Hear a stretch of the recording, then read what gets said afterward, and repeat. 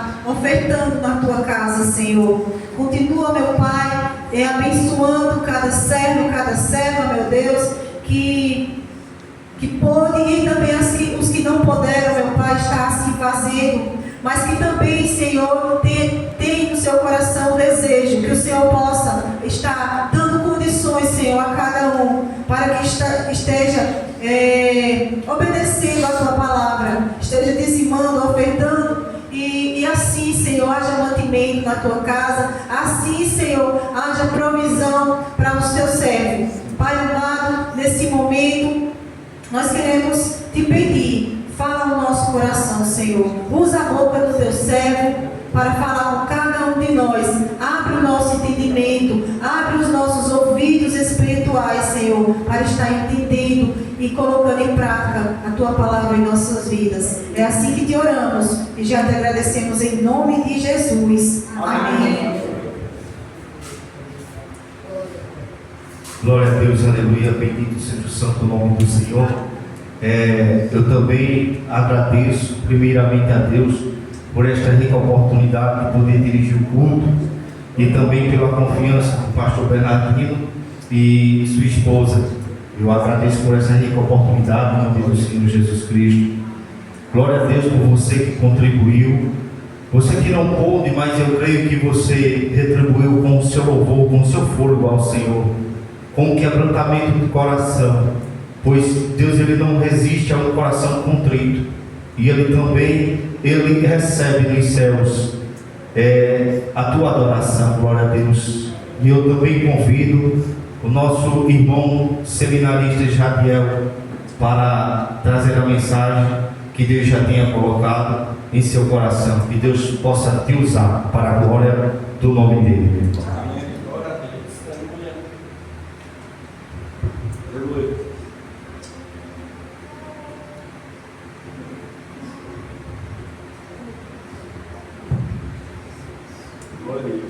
Também quero saudar aos irmãos com a graça e a paz do Senhor, amém? Amém.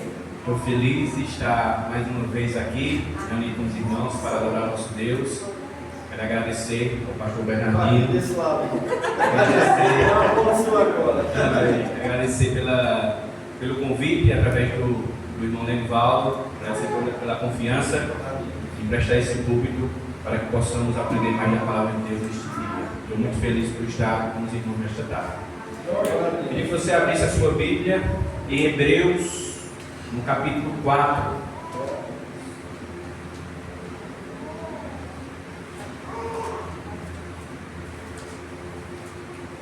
Hebreus, no capítulo 4, nós vamos ler do verso 14 ao verso 16.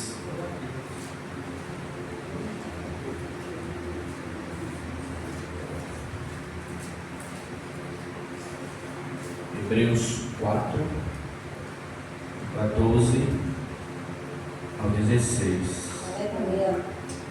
Sentado mesmo como você está, mas esteja atento à leitura da palavra do nosso Deus. Amém? Amém. Diz assim, Hebreus 4, 14. Portanto, visto que temos um grande sumo sacerdote que adentrou os céus, Jesus, o Filho de Deus, apeguemo-nos com toda a firmeza à fé que professamos, pois não temos um sumo sacerdote que não possa compadecer-se de nossas fraquezas, mas sim alguém que, como nós, passou por todo tipo de tentação, porém sem pecado. Assim, aproximemo-nos do trono da graça com toda a confiança, a fim de recebermos misericórdia e encontrarmos graça para que nos ajude no momento da necessidade. Amém? Vamos orar nesse momento. Pai, quero te agradecer, te bendizer o teu nome, te exaltar por tua bondade, por tua graça, por tua misericórdia, por teu favor, Pai, que nos encontra a cada dia. Pois a tua palavra nos diz que as tuas misericórdias são a causa de não sermos consumidos, Pai. Grande é a tua fidelidade.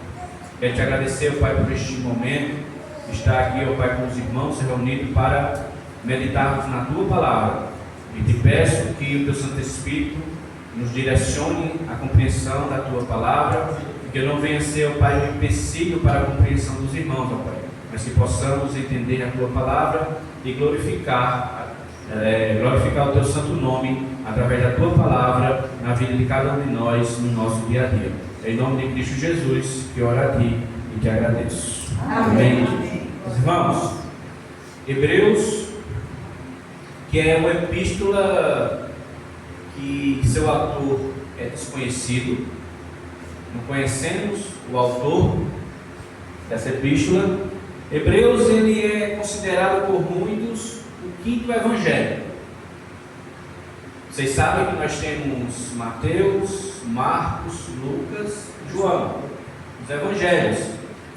E esses evangelhos que nos vão falar sobre o nascimento de Cristo, sobre a vida de Jesus, seu ministério, seus ensinos, seus milagres, sua morte, mas também sua ressurreição.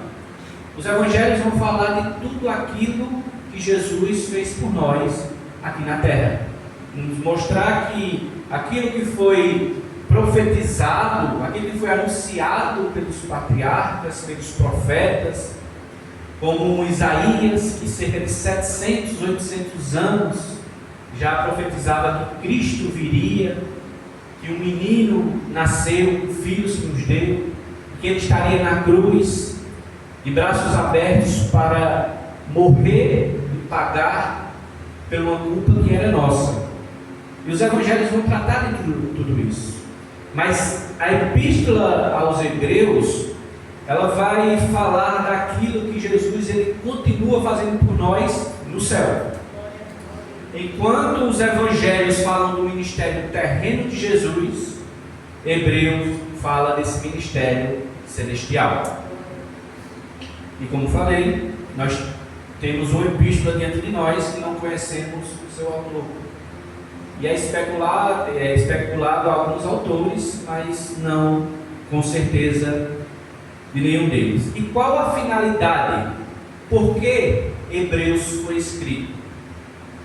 Porque essa carta foi escrita? Ela foi escrita justamente para judeus convertidos, para cristãos. Porém, pessoas que conheceram o Evangelho de Jesus, crentes em Jesus, mas por conta de perseguições, por conta de ameaças de suas vidas, de suas famílias, estavam querendo retornar para o judaísmo. Estavam querendo ceder à pressão. Pois você vai lembrar que nós podemos ver ali no início da igreja, em Atos, que os irmãos se reuniam, mas também eles estavam sempre fugindo da perseguição do Império Romano. E se declarar cristão naquela ocasião, naquele tempo, era praticamente uma sentença de morte. Era saber que a qualquer momento suas casas poderiam ser invadidas, os locais de reuniões poderiam ser invadidos, saqueados e os cristãos poderiam ser mortos, como tantos foram mortos, serviam de espetáculo nas arenas, por professar a fé em Jesus Cristo. E muitos daqueles estavam querendo ceder a essa pressão, deixar de lado aquilo que aprenderam acerca do Evangelho de Cristo e voltar para o judaísmo. Esse é o motivo pelo qual essa epístola vai ser escrita.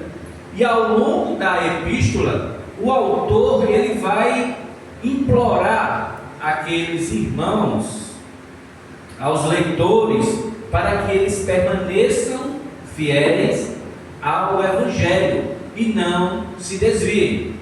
Nós temos alguns textos que nos falam sobre isso.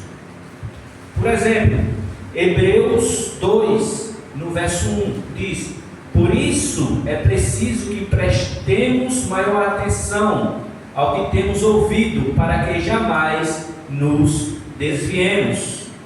Capítulo 3, verso 12, ele diz: cuidado, irmãos, para que nenhum de vocês tenha um coração perverso e incrédulo, que se afaste do Deus vivo. Esse capítulo que nós lemos, porém, o verso 11 nos diz: portanto, esforcemo-nos para entrar neste descanso, para que ninguém venha a cair, seguindo aquele exemplo de desobediência. Então o autor vai, ao longo da sua carta, para exortar, animar aqueles irmãos a não voltar às antigas práticas. Por quê? Porque o escritor, o autor da Epístola aos Hebreus, diz que voltar ao caminho que eles viviam antes era um caminho de apostasia, era abandonar a fé que eles professaram em Cristo Jesus. E o que é que ele vai mostrar? Ele vai mostrar que Jesus é melhor. Eles deveriam continuar firmes, a despeito das perseguições. Eles deveriam continuar firmes, porque Jesus, ele é melhor que os profetas, e Jesus é melhor que os anjos, do que Moisés, do que Abraão, do que Josué, de todos aqueles que o antecederam. E também porque o sacrifício de Jesus, o sacrifício que ele realiza na cruz, foi melhor que os sacrifícios judaicos. E que essa nova aliança, que é inaugurada em Cristo Jesus, a nova dispensação, ela é superior à antiga. E daí então, agora ele vai destacar Jesus como nosso grande sumo sacerdote, que intercede por nós diante do Pai, desse ministério sublime que ele continua realizando agora no céu por cada um de nós. E aí é quando nós entramos nesse texto propriamente dito, aqueles que nós lemos no verso 14. Eu queria que você acompanhasse. O verso 14 nos diz: portanto, visto que temos um grande sumo sacerdote que adentrou os céus, Jesus, o Filho de Deus, apeguemo-nos com toda a firmeza à fé que professamos. Visto que temos um grande sumo sacerdote. O sumo sacerdote na antiga aliança, que nós conhecemos lá no Antigo Testamento, se você for ler os relatos de como eram os sacrifícios, o sumo sacerdote, ele é aquele que ia oferecer pelo povo um sacrifício para que a ira de Deus fosse apaziguada por conta do seu pecado. E é interessante que em Jesus é acrescentado um adjetivo, o nosso grande sumo sacerdote. Ele já inicia contrastando com o sacerdote da antiga aliança, o que era o sumo sacerdote, mas Jesus é o nosso grande sumo sacerdote, grande quanto a sua pessoa e grande também quanto a sua obra. Por quê? Porque ele é um sumo sacerdote único, ele é incomparável, não existe outro como ele, que não teve sucessor, e grande porque a sua obra foi muito superior a todas aquelas que vieram antes dele. O sumo sacerdote na antiga aliança, ele entrava uma vez por ano no lugar chamado Santo dos Santos, e ele oferecia primeiramente por ele, e quando aquele sacrifício por ele era aceito, então ele oferecia por todo o povo. Um sacrifício para apaziguar a ira, porque o povo pecava e ele oferecia um sacrifício, e o povo pecava novamente e o sacerdote oferecia novamente o sacrifício. E isso, ano após ano, era realizado. Porém, em Cristo, Cristo sendo o sumo sacerdote perfeito, ele oferece não vários sacrifícios, mas apenas um único sacrifício. E o sacrifício que Jesus oferece não é com sangue alheio, não é com sangue de animais, mas é com o seu próprio sangue que ele oferece. E ele não oferece um animal, mas ele é a oferta e é o ofertante. Ele oferece a si mesmo por cada um de nós, pecadores que merecíamos estar naquela cruz pregados para pagar uma culpa que era nossa. Mas nós não tínhamos condições de pagar. Por isso que é o pecado nosso, que diria o pecado da humanidade. Alguém já disse que a transgressão, o pecado cometido contra um Deus santo não pode ser pago por um vassalo. Precisava ser alguém perfeito, alguém justo, alguém sem pecado. E a palavra diz que na sua boca não se achou engano. Ele não pecou. Deixa sua glória, oculta tudo aquilo que era devido a ele, veste pela humana para poder ir na cruz, morrer e pagar pelos nossos pecados e nos oferecer de volta a comunhão com Deus Todo-Poderoso. Por cada um de nós. E esse sacrifício agora que Jesus oferece não precisa mais ser repetido, porque ele é completo, ele é perfeito, ele é suficiente. Vire uma página da sua Bíblia e veja o que Hebreus, o próprio Hebreus 7, 26 e 27 nos diz. Hebreus 7, 26 e 27. É de um sumo sacerdote como esse que precisávamos, santo, inculpável, puro, separado dos pecadores, exaltado acima dos céus. Ao contrário dos outros sumos sacerdotes, ele não tem necessidade de oferecer sacrifícios dia após dia, primeiro pelos seus próprios pecados e depois pelo pecado do povo. E ele o fez uma vez por todas, quando a si mesmo se ofereceu. Então esse é o nosso sumo sacerdote, que foi morto lá na cruz do Calvário por cada um de nós. Nosso grande sumo sacerdote que adentrou os céus. Jesus penetrou os céus. O sumo sacerdote, ele ia até a arca da aliança, que representava a presença de Deus. Era assim na antiga aliança. Mas Jesus, ele vai além. Ele penetra além dos céus. Ele chega não no lugar simbólico da presença de Deus, mas ele é exaltado à própria presença de Deus. Porque Jesus, o Cristo, que veio para morrer por cada um de nós, ele é Deus. Glória a Deus. Ele é plenamente homem, plenamente Deus. Assim foi que ele veio realizar a sua obra sublime na cruz por cada um de nós. Jesus, quando ele diz, nosso grande sumo sacerdote que adentrou os céus, Jesus, o Filho de Deus, ele é coigual, ou seja, ele é igual, ele é da mesma natureza, ele é coeterno em termos de temporalidade, e ele é consubstancial, ele é da mesma substância do Pai. Louvado seja Jesus Cristo, ele que adentra os céus, porque a palavra de Deus nos diz em Coríntios, 2 Coríntios 5:21, que aquele não conheceu o pecado se fez pecados por nós, para que neles fôssemos feitos justiça de Deus. Então, quando Cristo morre na cruz, ele satisfaz a justiça de Deus.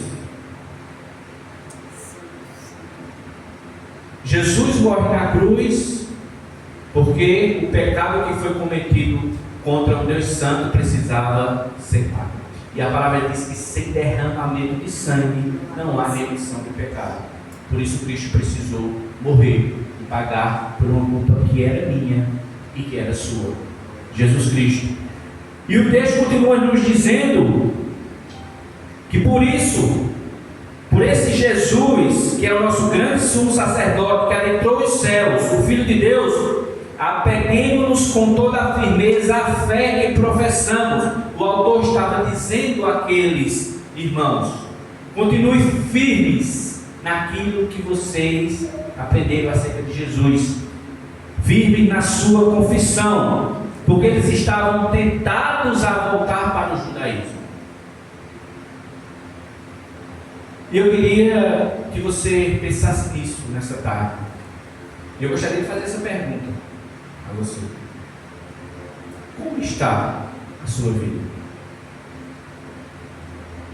Porque às vezes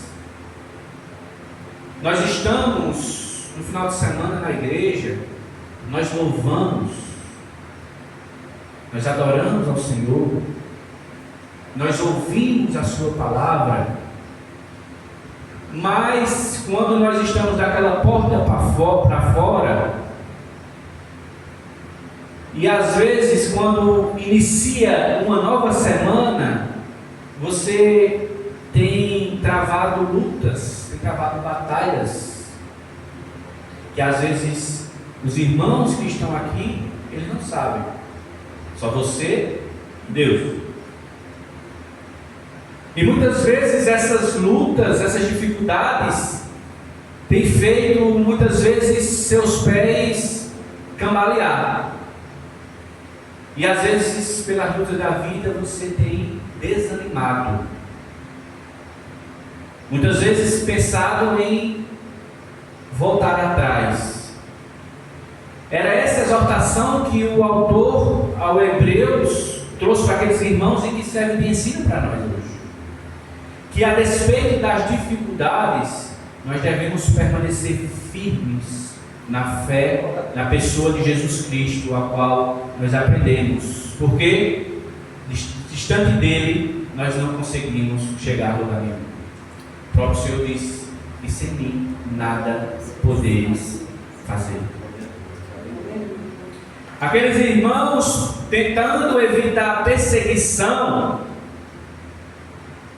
que muitas vezes ameaça de morte, de seus bens serem saqueados, de suas famílias poderem ser executadas, o autor diz: continue firme naquilo que vocês aprenderam acerca de Jesus. E na nossa vida, nós devemos sempre olhar para o autor e consumador da nossa fé. Porque se nós olharmos para as dificuldades, muitas vezes elas parecem que vão nos engolir. Quando nós olhamos para as lutas desta vida, parece que elas se agigantam dentro de nós e que nós vamos sucumbir. Foi assim que aconteceu com Pedro. Você conhece a história de Pedro? Que eles, certa altura no mar, eles veem Jesus e Pedro diz: deixa, se és tu, deixa que eu vá até aí onde o Senhor está. Jesus diz: vem. E Pedro começa a andar sobre as águas. Mas quando ele coloca sua visão para o vento, para o mar revolto, Pedro começa a afundar. E é assim a nossa vida. Se nós ficarmos nossos olhos nas circunstâncias, nas dificuldades, nós começamos a submergir, começamos a distanciar, e a nossa fé às vezes se apequena. Mas assim como o autor diz àqueles irmãos, serve de lição para nós hoje, permanecermos firmes, porque esse mundo não tem nada para nos oferecer, absolutamente nada, nada daquilo que possa satisfazer o nosso espírito e possa trazer alegria. Não, só prazeres transitórios, passageiros, que alimentam apenas a carne, que às vezes serve de alimento para o nosso ego, mas espiritualmente ele não tem absolutamente nada para nos oferecer. Portanto, o autor vai continuar dizendo: pois não temos um sumo sacerdote que não possa se compadecer de nossas fraquezas. Irmãos, muitas vezes nós, não sei se isso já aconteceu com você, de você às vezes ter vergonha, ou às vezes você tem omitido aquilo que você necessita diante do próprio Deus. É como se você tivesse vergonha de falar aquilo que você necessita. Mas já vamos imaginar que Ele nos conhece, mesmo quando a palavra nem tem ainda vindo à boca. E a ideia do nosso Deus que está nos céus não é de um Deus déspota, não é de um Deus que está esperando só o nosso primeiro deslize para nos punir. Não, é o contrário disso. É aquele que sempre nos leva para perto para cuidar de nós, aquele sempre que nos leva para perto para curar as nossas feridas. Ele não é como o homem. Ele não é como o homem, que muitas vezes quando nós falhamos com o homem não nos perdoa. Mas o texto nos diz que Jesus, Ele intercede por nós porque Ele conhece as nossas fraquezas. Ele se compadece por nós e está à destra de Deus, à direita de Deus, intercedendo por cada um de nós, porque o texto nos diz que Ele também, como nós, passou por todo tipo de tentação, porém sem pecado. Jesus foi homem. Jesus passou por tudo aquilo que nós passamos. Nada para Ele é novidade. Nada daquilo que nós levamos até Ele é novidade. Nada vai pegar Ele de surpresa. Assunto nenhum, dificuldade nenhuma, necessidade nenhuma que você possa estar enfrentando, que você leve aos pés de Jesus, vai ser novidade para Ele. Ele sabe de todas as nossas necessidades. Ele passou por tudo isso que nos atinge. Jesus teve fome, Jesus teve sede, Jesus teve frio, foi perseguido, foi acusado, preso, foi tentado. Ele, portanto, vem em nosso favor para nos socorrer em nossas fraquezas. Ele reconhece, Ele conhece as nossas limitações. Ele sabe os medos que você tem. Ele sabe como nós somos inconstantes,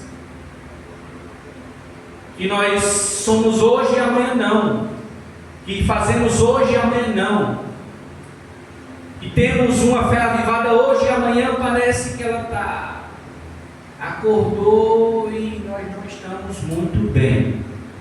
Ele sabe de todas essas necessidades. Não há nada, absolutamente nada em sua vida que não seja conhecido por Jesus. Ele conhece absolutamente tudo. Nós, como seres limitados, nós somos potencialmente fracos, biologicamente, moralmente, fisicamente, eticamente, espiritualmente, teologicamente, e por isso nós necessitamos, por isso nós precisamos diariamente desse grande sumo sacerdote. Nós precisamos do Senhor, da intercessão dele a cada instante de nossa vida, porque sem a ajuda de Cristo nós naufragamos. Mas é Ele que nos dá graça, é Ele que nos fortalece, é Ele que segura em nossa mão e nos leva adiante, pois Ele conhece a limitação do meu e do seu coração. Mais uma semana se inicia. Estamos no primeiro dia da semana. Amanhã em diante, nós temos várias demandas, tanta coisa para resolver. E é possível que mesmo agora, nesse instante, quando nós estamos falando disso, desse assunto, que Cristo intercede por nós, é o nosso ajudador, algumas questões estejam pairando em sua mente e você esteja pensando: amanhã eu preciso resolver outra coisa. Quarta-feira, só o Senhor vai me ajudar.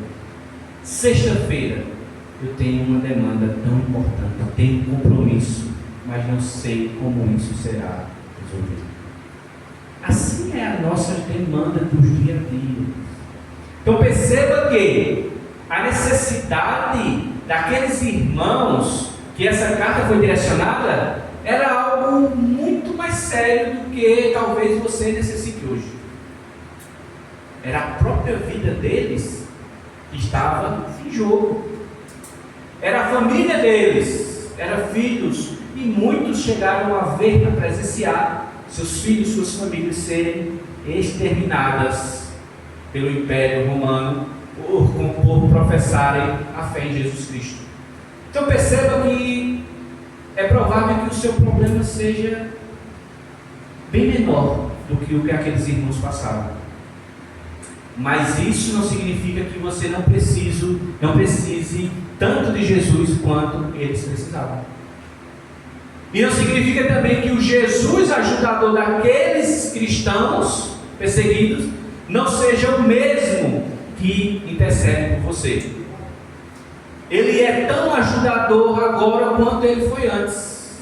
Ele é tão salvador agora como foi para aqueles irmãos. Ele se compadece tanto de nossa vida, assim como se compadeceu de cada um deles.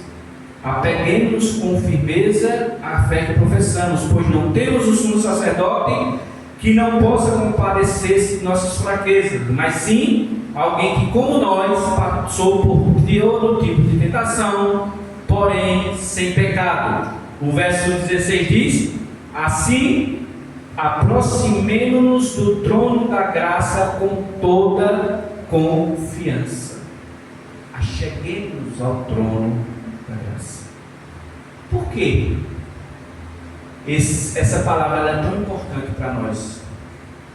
Porque o sentimento natural de se aproximar de um Deus que é santo é um sentimento de medo. É natural que nós, como pecadores, o ser humano como pecador, ele tenha um sentimento de medo ao se aproximar de um Deus santo. E é interessante que Jesus, ele não foi só o nosso sumo sacerdote, mas também ele foi o nosso substituto. Jesus, ele sofre o golpe da lei que nós deveríamos sofrer. Bebe o cálice amargo da ira de Deus que nós deveríamos ter bebido. O autor aos Hebreus então mostra que, por conta dessa obra gloriosa, perfeita, que Cristo realizou por cada um de nós podemos chegar com confiança ao trono da graça. Glória a Deus. Sem medo. Por quê? Porque diferente da velha condição diante de Deus, agora você é amado pelo Pai. Diferente quando você estava separado, que você era inimigo de Deus, que você estava sob a sentença de condenação, porque a palavra de Deus diz que aquele que tem um filho tem a vida, mas aquele que não tem nenhum filho não tem a vida, mas a ira de Deus sobre ele permanece. Você era filho da ira, mas agora você é filho do Pai. Aleluia. Por isso, assim como um filho que chega com confiança para se lançar aos braços do Pai, para pedir ajuda, assim nós devemos nos achegar diante do trono da graça, sabendo que Ele vai nos socorrer. Ele vai nos ajudar. Por quê? Porque o véu que separava, o véu que impedia o nosso acesso direto ao Pai, ele foi rasgado quando Jesus Cristo morreu na cruz. E ele foi rasgado, foi de alto a baixo, não foi de baixo para cima. Ou seja, esse acesso vem do Pai para cada um de nós. A parede de separação que nos afastava de Deus, ela foi quebrada. E agora nós temos livre acesso por intermédio de Jesus Cristo. E é interessante, irmãos, que esse acesso livre ao Pai, esse acesso livre ao trono da graça, de pedir socorro a Ele, interceder, rogar a Ele por sua ajuda, por sua graça, por sua misericórdia, isso é uma figura dos antigos impérios. Por quê? Se você já leu o livro de Esther, você vai ver que ele vai nos mostrar isso. Esther era a rainha, mas ela não poderia chegar na presença do rei sem que fosse autorizado pelo rei. Porque se o rei não levanta o cetro para a rainha, ela seria exterminada naquele momento. Então veja, a figura que nos mostra de uma rainha não poder chegar na presença do rei, do seu esposo, sem autorização. E aqui nós vemos que, diferente disso, nós temos livre acesso ao trono da graça. Glória a Deus. O nosso Deus não é um governador que nós precisamos de uma agenda para sentar e conversar com Ele. O nosso Deus não é um prefeito da cidade, que por mais que você tente, provavelmente você não vai conversar com Ele, porque a sua agenda é tão lotada e até os seus assessores de segurança vão lhe impedir disso. Mas a única coisa que é exigida para você chegar ao trono da graça é um coração quebrantado diante do Pai. Isso é a única coisa que é necessária para você adentrar na presença de Deus no trono da graça. Nós precisamos e podemos ter plena confiança para chegar, porque nós já fomos aceitos em Cristo Jesus. E o Pai, o Deus Todo-Poderoso, quando olha para nós, quando Ele olha para o homem, era para nós sermos simplesmente exterminados. Mas Ele vê o sacrifício de Jesus em cada um de nós. Ele vê aquele sangue perfeito que verteu lá na cruz, que foi derramado por mim e por você, e que satisfez a sua justiça. Portanto, Ele vai dizer: aproximei-me do trono da graça com confiança. Trono da graça.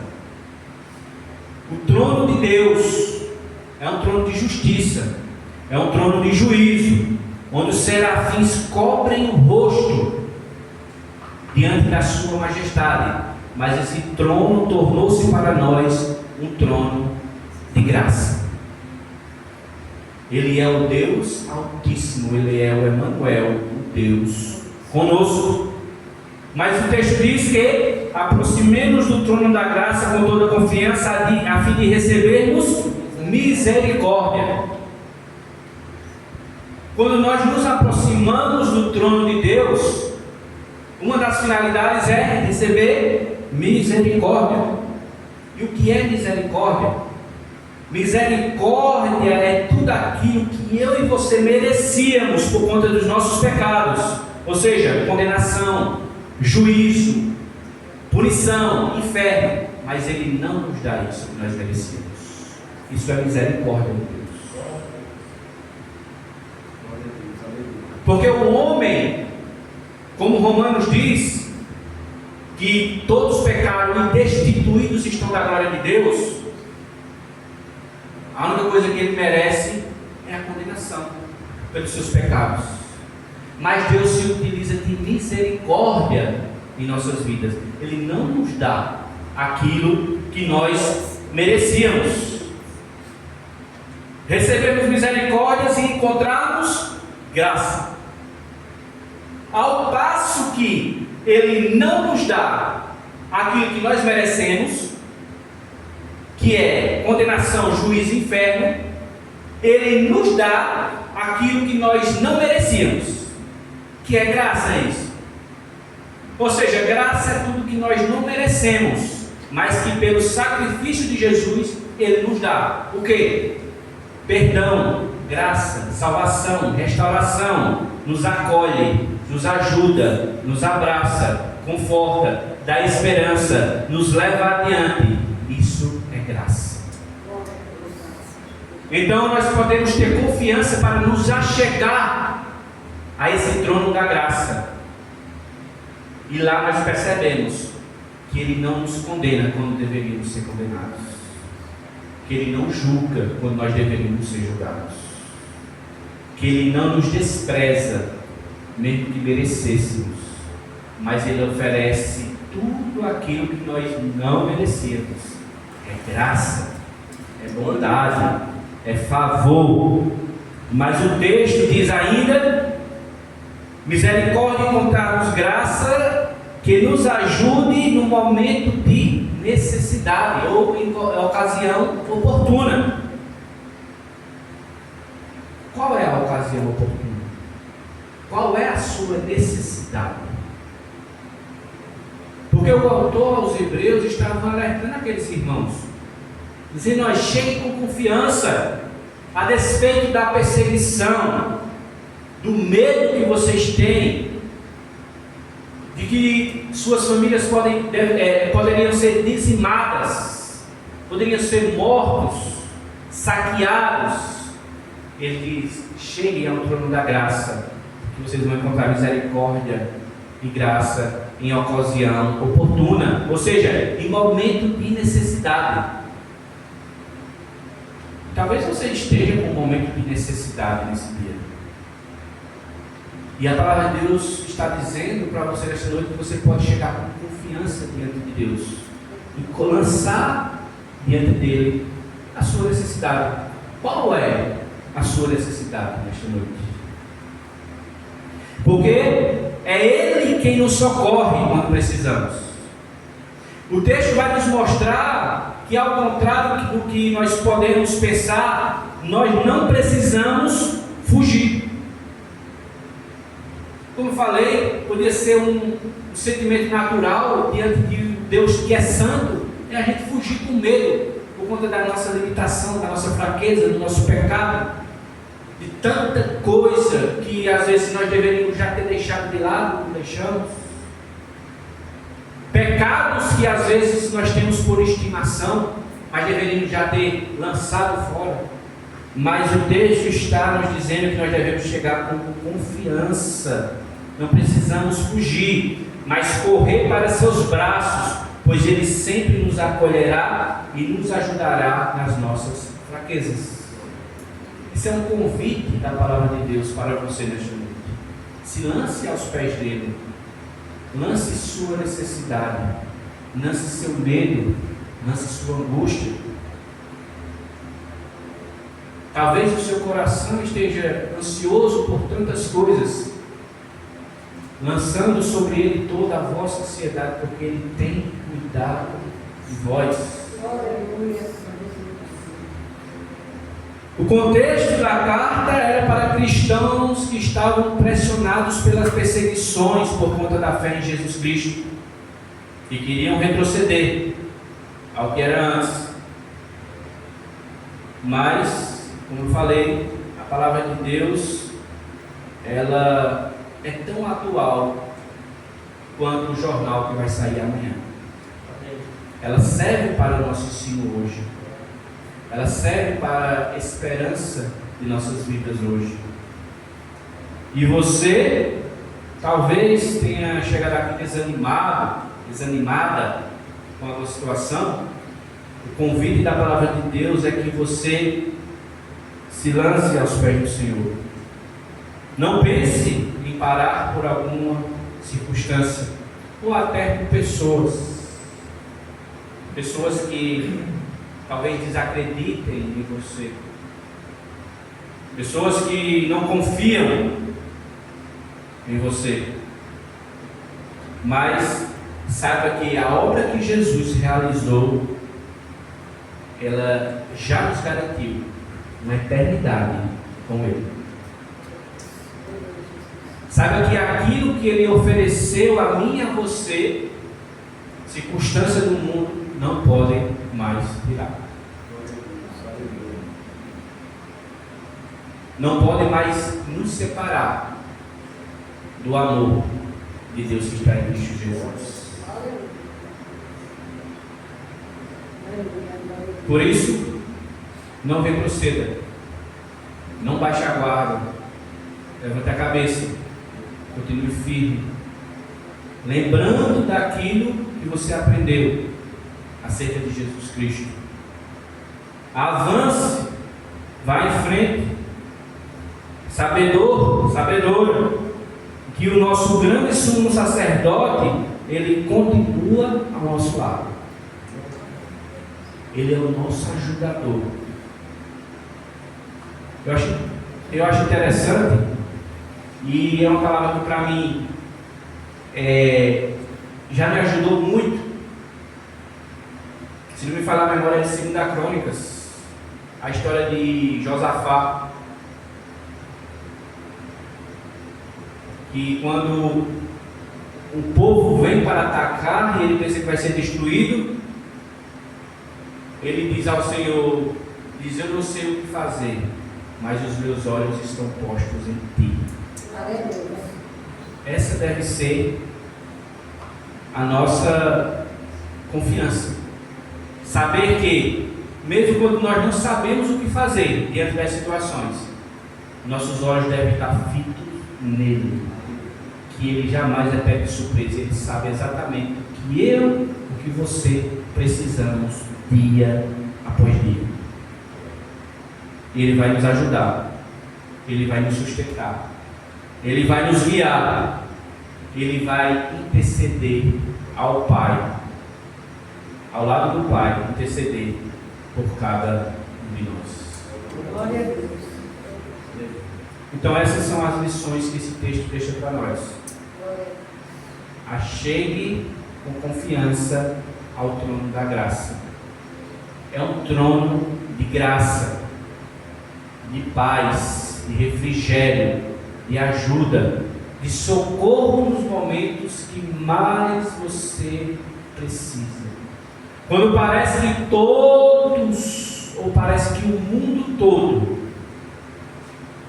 está caindo sobre você, saiba que Ele continua de braços abertos para te oferecer alívio, descanso, paz, refrigério, esperança. E como foi louvado aqui, que um dia nós estaremos com Ele face a face e iremos louvar, agradecer, bendizer o seu santo nome por toda a eternidade. Aleluia. Estamos de passagem, somos peregrinos, estamos em terra alheia, como forasteiros, mas daqui a pouco nós voltamos para casa. Glória, glória. O Paulo disse que a nossa cidade está nos céus, de onde aguardamos o nosso Senhor e Salvador, Jesus Cristo. Glória a Deus. Que a esperança possa ser reavivada em seu coração. E saiba, Jesus está com você todos os dias, porque foi uma promessa dele. Estarei convosco todos os dias, até a consumação dos séculos. Que o Senhor abençoe a cada um de vocês e que coloque no coração de vocês essa palavra. Amém. Glória a Deus. Glória a Deus.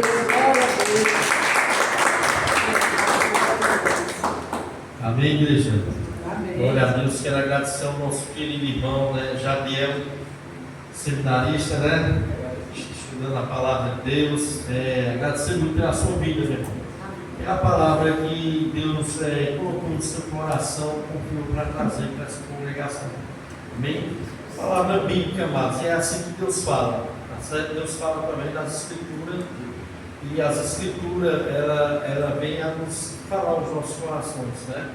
Eu confesso que Deus falou bastante aqui ao meu coração, né? Enquanto o irmão estava pregando ali, né? Estava passando um filme na minha cabeça. Eu louvo a Deus, meu irmão, porque nós podemos nos chegarmos, né, ao trono da graça com confiança. Deus não é como os homens. Os homens você não pode falhar. Uma falha que você cometer, as pessoas querem condenar a sua vida toda. Não é assim com Deus. Deus ele é rico em misericórdia. Deus é riquíssimo em misericórdia. E as misericórdias do Senhor se renovam a cada manhã. E essa é a causa de nós não sermos consumidos. Essa é a causa de nós não sermos consumidos. Louvado seja o nome do Senhor. Agradeço muito pela vida do irmão Jamiel, né? Quero trazer mais um aviso aos irmãos sobre doutrina. Eu creio que o carro acho que vai sair essa semana, né? O mecânico ficou de